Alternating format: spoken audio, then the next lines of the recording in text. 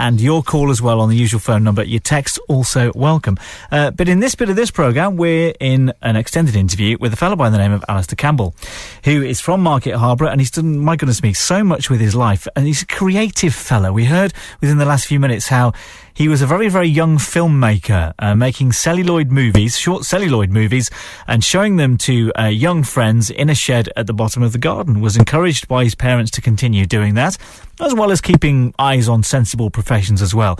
But he went into that kind of field when he went to university in London. So you kind of lived the whole London lifestyle, did you? Stay down there after you graduated? What happened, Alastair? Yes, I towards the end of college I was living in Wembley, on the high street in Wembley, not that far from the stadium and so on. I worked for a very short time at a publishing company, just for a few months, and then I got a job in an advertising agency, and this is the late 1980s, and advertising was a really good area to be involved in. There was a lot going on. It was a fun industry, and at the same time, unfortunately, there wasn't that much going on in the film industry. There weren't many openings, so I decided that advertising might be an area to explore. And did this fulfil your sort of visual? You have a visual passion. Your kind of mind works in pictures, doesn't it? I guess it does to this day. You presumably, when ideas come to you, in radio, I know you've got a radio passion. I kind of like to hear sounds. You probably see pictures, do you? A combination of both, yes. Certainly, I think the way that ideas often come to me, they will come to me as images or logos or diagrams or whatever. That's usually the way that I think of ideas, and then we'll take it from there and create a soundtrack or write the words. And did this job then in advertising, did this fulfil those skills that you had, or did you need to be doing something different every day? Well, to start off with, it was a very lowly role, doing invoicing for taxi drivers. It was a big advertising agency, right. And we used to spend about £10,000 a week on taxis and delivery bikes in those days. So for me, it was a start. It was a first rung on the ladder.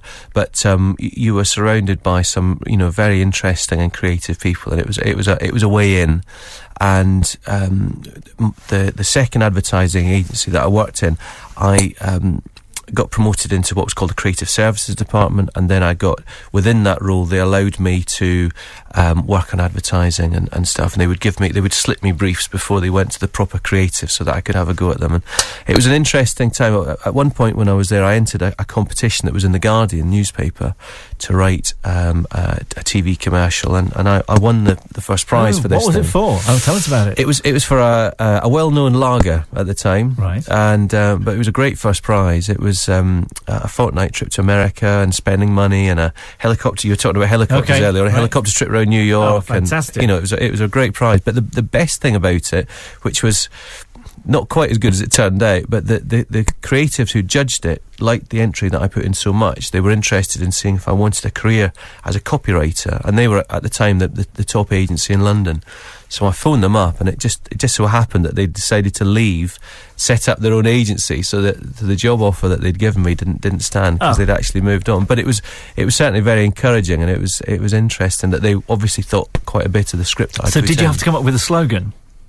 It was an established campaign, and I had to come up with a new entry in that campaign. So it was a campaign that had already been on telly for a bit, and I had to basically come up with a new way that it was to be used. And what was that? Do you remember much of the detail about it? Well, it was the Wholesome Pills campaign. Yeah. Do you remember with Griff Rhys-Jones? And he was inserted in various different films, a bit like the film Dead Man Don't Wear Plaid. Yes, I do remember that. So my variation of it was which was to come up with King Kong.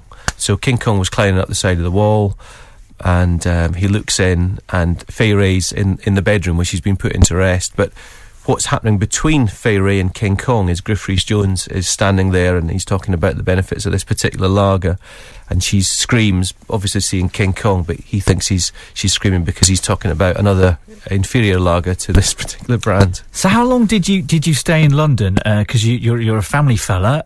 Did family life start for you in London, or did that only start when you moved to Leicester? Yes, we've got two boys. Robbie, who's 16 this month, actually, later on this month, and Ben, who's 13 at the moment. Robbie was about a year old when we decided to move out of London. Why did you decide to move? It was a very difficult environment. Well, not very difficult, but it was tough to bring up children in that environment. My wife was an acting head teacher at the time. At that point, I was working in a company that supplied TV advertising archives to advertising agencies, and whilst it was fun when you're in your 20s and you're single or there's just the two of you to do that and bring up a family. We found it quite a challenge, and so we made a conscious decision that we wanted to move out of the capital and get a bit more space and start a new chapter, really. How certain was the life that you were coming to in Leicestershire? You got a job sorted out, the both of you? I was very fortunate in that the company that I was working for in London, which at that point was in King's Cross, I explained to them we're going to be moving out, and I wasn't handing in my notice exactly, but I was saying to them that 3 months' time or so I won't be here anymore. We're going to move out over the summer holidays, and they said, "Well, how do you fancy maybe coming in 2 or 3 days a week and working from home 2 or 3 days a week?" So they offered you a flexible forward plan? Which they did. Was that a surprise to you? It was, actually, yes. I just didn't quite see how it was going to work out, but by that point I had a full-time marketing role, and it worked out quite well because it meant 2 days I could spend at home writing and coming up with ideas, and then Tuesday, Wednesday, Thursday I would commute in and go to all the meetings and do all the internal stuff and so on. So it did actually work out quite well for a while. How easy did you find it to work on your own at home? I've always found it very, very easy. I don't know whether I'm quite a disciplined person, but I don't find it difficult. If I've got... The method that I use generally is I work out what I've got to do during the course of the day, I write it down, and then I just work my way through the list. You're a list man.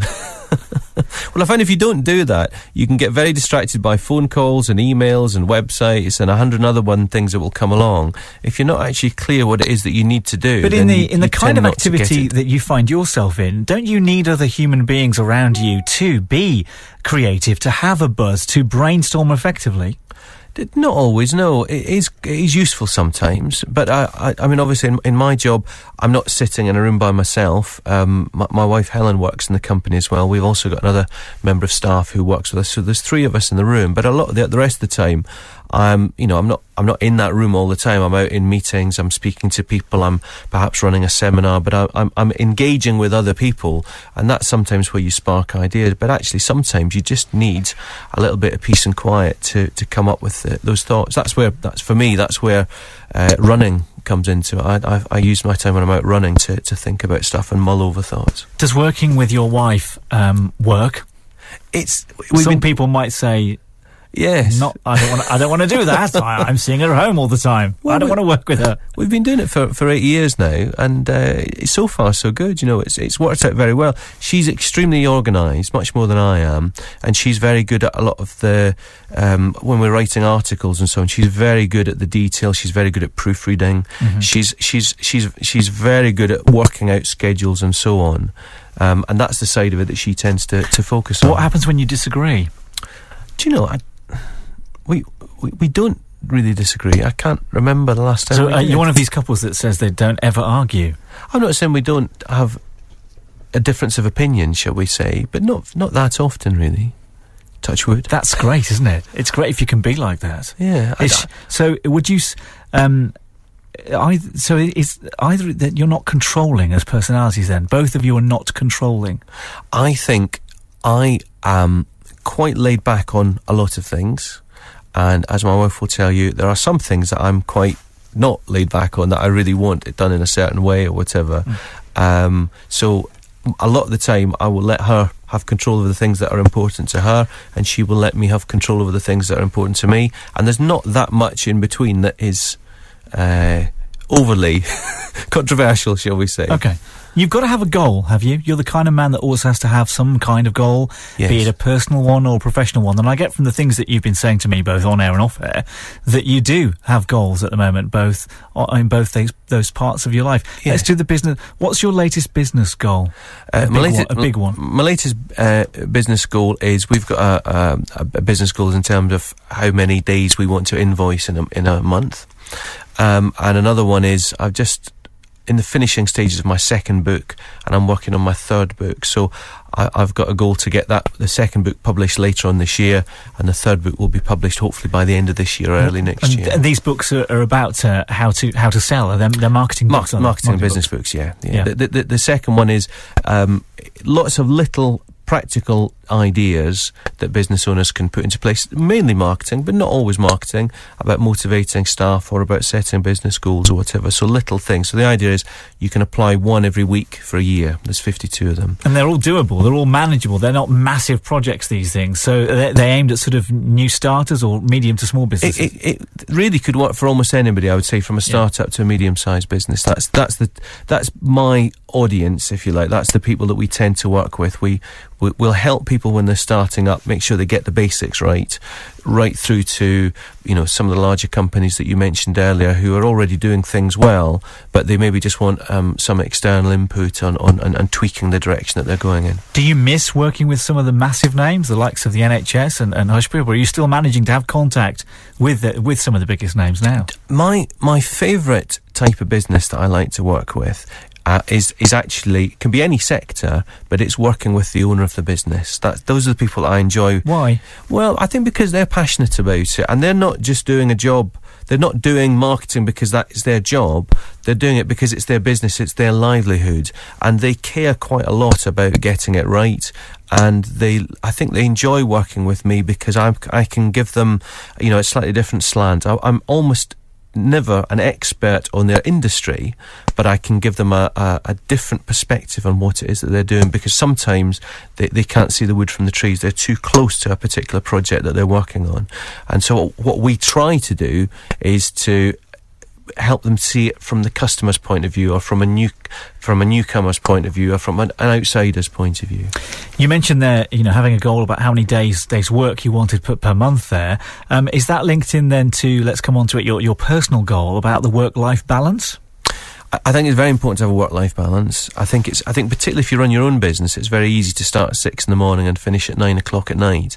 And there are times when you need to do that. There's no two ways around it. There are times you need to put the hours in and work ridiculous hours. But if you're doing that all the time, then I think you're doing something wrong. How do you stop getting to that point, though?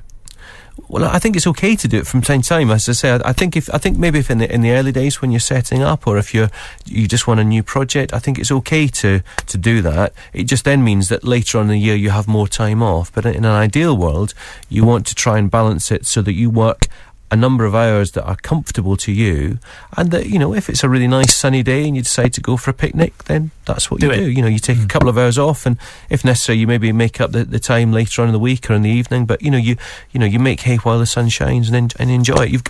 I think if you run a business, you've got to enjoy it. I think if I meet a few people and one or two of my friends who run businesses, and you can just see their faces are grey, all the fun's come out of it, they're not enjoying it anymore. And I think if you're not enjoying it, then you can't do your best work. I think you've got to, in our case, I think we owe it to our clients to stay fresh and creative and come up with ideas that are going to work for them.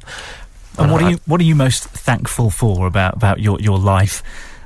You seem to be, you're smiling. I get a sense of energy from you. You're happy in the place that you are and the person that you are at the moment, aren't you?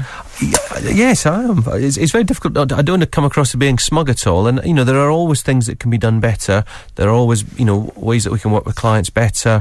There's always it's always more time that you can spend with your family. But gosh, we are, we're in a very fortunate position. We enjoy doing the work that we do. We've got two really lovely children who are, just an absolute pleasure to spend time with.